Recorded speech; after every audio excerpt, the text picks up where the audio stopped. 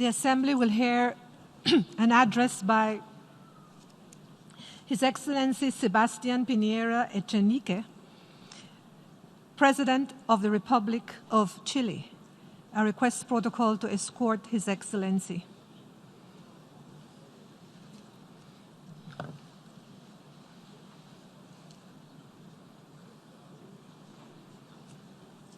On behalf of the General Assembly, I have the honor to welcome to the United Nations His Excellency Sebastián Piñera Echeñique, President of the Republic of Chile, and invite him to address the Assembly. You have the floor, Your Excellency. Muy buenas tardes. Good afternoon, President of the General Assembly of the United Nations, Secretary General of the United Nations, ladies and gentlemen, heads of state and government, distinguished delegates. Each generation faces its own challenges, but none of them has faced a challenge as urgent or as enormous as that of our generation, that is climate change and global warming. That is the mother of all battles, because it's a battle for our very survival. Human beings are the smartest creatures on Earth. It's also the only one that is capable and sometimes ready to destroy their own planet. Several prestigious magazines over the past few months have featured the images of planet Earth on their covers, urging people to save the planet. But I think they're wrong. What's at stake is not Earth itself, but what's at stake is the survival of the entire human race on this planet. Our planet is over 4.5 billion years old, and over this long history it has suffered and resisted and survived all kinds of circumstances, such as hurricanes, glacial ages, warmings, floods, volcanic eruptions, heavy rains, earthquakes, tsunamis, meteorite falls. It has survived all these, and yet 99 of every 100 species that in the past existed no longer exist, and we do not want human beings to be added to that list of extinction. Scientific evidence is overwhelming and conclusive. The current situation is critical. The last report of scientists shows that the concentration of greenhouse gases and global average temperatures are the highest in the past 800,000 years, and over the past five years have been the warmest in the known history of humankind. This report indicates that even if we implement the commitments that we've undertaken now in the framework of the Paris Agreement, the temperature will still exceed the target established in the agreement, reaching 3.4 degrees centigrade. It's almost the equivalent of a disaster. We need to implement these commitments to ensure that the target of not exceeding 1.5 degrees is reached. And these are not simply theoretic commitments. It's something that we're seeing. We're seeing intense heat waves, severe floods, harsh droughts, powerful hurricanes, ice calving, and sea level rise. And we can continue. The oceans are rising, and increasingly they're deoxygenizing. In the last 30 years, humankind have destroyed 50% of coral reefs, which sustain marine life. We have burned or cleared a great part of our forests, which are essential for the life and survival of our planet. What's most important is that these changes that in the past took centuries or thousands of years now are taking place in less than a decade. Mother Nature has been trying to alert us for many years, expressing her anguish. She's asking us as something as simple as for us to take care of her so that she can take care of us. The Paris COP21 set the goal of limiting global temperature increase to well below 2%. But the commitments that the countries signed on to that summit are not sufficient, as we mentioned, and they're not even being implemented. We need urgently to take up this challenge, which means making sure that climate change and global warming do not turn into a tragedy. Now, of course, this is not a matter of belief or ideology. It's a matter of science, and the science has spoken clearly, and it indicates that we have little more than a decade to change radically the course of history and the way that we treat our planet. We already know too much to continue to remain skeptical. This is not just an environmental challenge. It is a moral challenge to ourselves and to our future generations, to our children, to our grandchildren. Future generations have a right to live on this planet. And yes, at this same tribune, we heard the voice of children and young people who demanded that we act responsibly, that we be held accountable not only for what we have done, but most importantly, what we haven't done. And these future generations also want to live in a healthy planet. And of course, these new generations will judge us, and will judge us very severely on the way that we have managed to tackle this tremendous challenge of climate change. And for this to avoid a tragedy, necessarily we need to understand that we're on the wrong path, that the time is running out, and that we need to change direction. Now, we're two options in the face of us, or some who say that, let's wait, let's see what happens, and then we'll deal with the consequence. And those in the second group who believe that the time has come to tackle this challenge of climate change and change the course of history. The good news is that science and technology offer us tools and instruments, and that we still have time to make this important change in our direction for the future of humankind and in the way we treat our planet.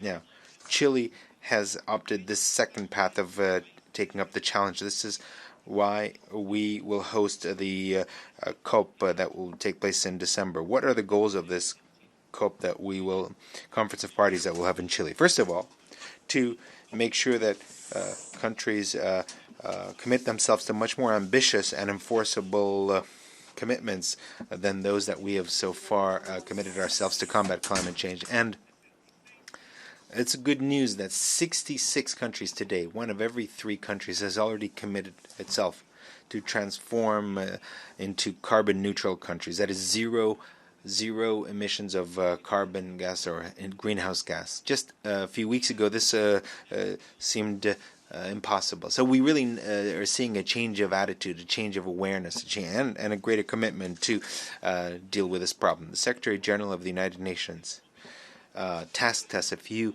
months ago to lead the coalition for climate mitigation, to make sure that more countries and more businesses, more cities commit themselves to carbon neutrality. And as I was saying, it's something that was stated in the Osaka conference, in the G20 conference. More and more countries are taking this commitment. At first it was only 20, and now it's 66, over 100 cities, over 100 major corporations that have taken up the commitment of carbon neutrality. But in addition to that, we need to incorporate the protection and preservation of rainforests and their wonderful diversity. And of course, we need to incorporate not only rainforests, but make sure that they are growing. Because when these forests grow, they capture carbon. This is why, together with the presidents of France and Colombia, we have created the Alliance for Rainforests. This will have its second phase of work during the COP that we will be holding in December in our country. But also, we need to incorporate the preservation of oceans. Oceans capture 50% of greenhouse gases, and they capture over 90% of the increase in temperatures that we human beings generate. And yet, they are very severely affected The United Fund for Science has shown the degree of acidification and oxygenation that is affecting our oceans is killing marine life. This is why the COP in Chile will be a blue COP, because unless we have blue, there won't be green, and unless we have green, there won't be life. Third, we need to fully incorporate regional governments, communities, cities, NGOs, private companies, civil society, and the citizens of the whole world in this noble cause to combat climate change. And fourthly, we need to agree to put into place a number of instruments that were agreed in Paris but are not yet effective. For example, carbon markets, in order to raise more resources and to make the fight to reduce carbon emissions more effective. For this reason, Chile would like to announce today the launch of an alliance for a climate ambition that will bring together states, cities, businesses, civil society on all these topics. And in fact, Chile has taken the commitment to a few months ago to be a carbon neutral country, and we take this very seriously. And today we're implementing a plan to achieve that goal, which is based on 4 pillars. First of all, the complete decarbonization of our energy matrix. 2, the change of our system of public transport into a system that is completely based on electricity rather than fossil fuels. Energy efficiency standards in all spheres, and an ambitious protection reforesting plan of our forests. All this as part of a framework law on climate change that clearly sets out strategies, instruments, and deadlines to achieve this carbon neutrality goal. Now, of course, we need to use all instruments that science and technology offer us. They're allies, and we need to put behind us this culture of single-use items and promote the idea of recycling. We need to embrace the culture of recycling. It won't be an easy path. It requires ambition. The ambition requires financing. However, it's also true that financing always follows ambition. This is why I would like to make an appeal to the leaders of the world, or yesterday that we heard this appeal to all people of good faith, to acknowledge that we have no more time to lose. We need to move from diagnostics and discussions to action. And we need to set aside this false dichotomy between economic growth and the protection of the environment. Development either is sustainable or it will not be development, because these two concepts do not compete, but rather they're complementary. And of course, we need to significantly increase investments in innovation and technology in order to better confront these challenges. These are the engines that will make it possible for us to make development, which is so essential, compatible with the care for nature, which is so essential and urgent. We also will need to mobilize and raise a lot more resources than what we have done, and to help the countries that are most vulnerable to join this noble cause. From the very farthest ends of the world, from the extreme south of our planet, we invite all governments and all sectors of society to join COP Chile and to commit themselves to the greatest challenge of our generation. It will be a battle, a grueling battle, which will depend on us. Our victory will depend on us. And we can't simply continue disregarding it. This is the largest, the most important challenge of our generation, to change the erroneous course of history over the past few decades and to take steps to ensure the survival of human beings on this planet. Now, in this same Tribune last year, I acknowledged some of the mistakes and problems in my country, and I referred to what happened in certain areas, something that caused damage to thousands of people. But it's not enough to acknowledge. It's important to take action. This is why the problem of pollution and intoxication that affected many people, poisoning that affected many people, including around Quintero and Punchaví communities, were followed by a commitment to urgently and willingly address the situation. And today, I can say that we are implementing a renovated decontamination plan for these communities, which includes emission control standards that are as rigorous as European Union standards. Also, a state control of the online monitoring network, which is being upgraded. And also, we have mobilized our healthcare system. Also, the Finnish Meteorological Institute has performed a painstaking environmental audit and has made a number of very useful recommendations to overcome this problem.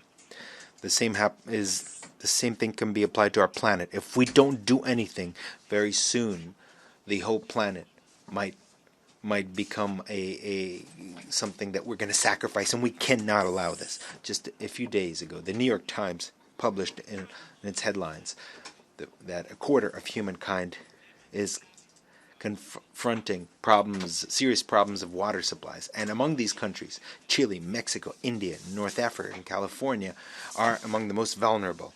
And I want to refer to the extensive and intensive drought that affected my country over 10 years ago, and that led to a severe drop in the level of rivers, and it led to decreased rainfall and less abundant rivers, and less water accrued in reservoirs, and less snow in our mountain ranges. Our government, and in fact, the government passed decrees on water scarcity and agricultural emergency that will allow for small and medium-sized farmers to ensure drinking water for their agriculture and all water for their agriculture, integrating modern technologies to better use water resources both as domestic and agricultural levels with mechanized and industrial irrigation. We are building dams. Our priority is 26 dams. Also, we're recharging aquifers and using desalination plants and using sewage waters, which we're reprocessing. But of course, all this takes time in resolving these problems. But also, I want to refer today to a problem that is affecting the entire global economy. We are witnessing a very worrisome weakening of the global economy. Trade and investment around the world are weakening. The trade war and the tariff war, which has lasted too long, is pitting the two largest economies of the world. The weakening of global trade and the increase in protectionism, increased inefficiencies and trade embargoes, embargo measures in the WTO. All this is harmful to the economy as a whole. These are preventing the creation of jobs and improvement of standards of living.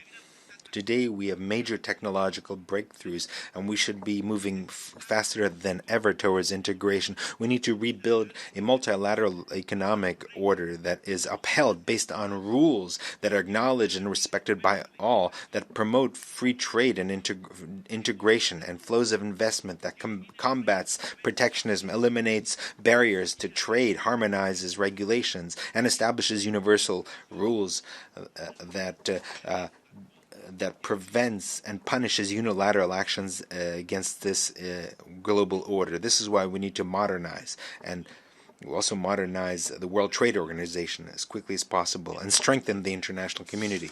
In November of this year, Chile will be hosting the APEC Summit, which brings together economies representing over 2/3 of the world's GDP, and we hope to achieve significant progress in free trade and combat and in the fight against protectionism. However, just a thought, today when the world is in dire need of leadership and guidance on climate change, on global warming, on free trade and integration, it is not reasonable that the two greatest powers in the world, instead of unifying to demonstrate leadership and effectively confront these problems, are confronting each other, leaving a very worrying and serious leadership void. Lastly, I want to share some thoughts on the fact that there's no incompatibility incompatibility or conflict between thinking of a more global world and at the same time being patriotic. These are not opposites. They're two sides of the same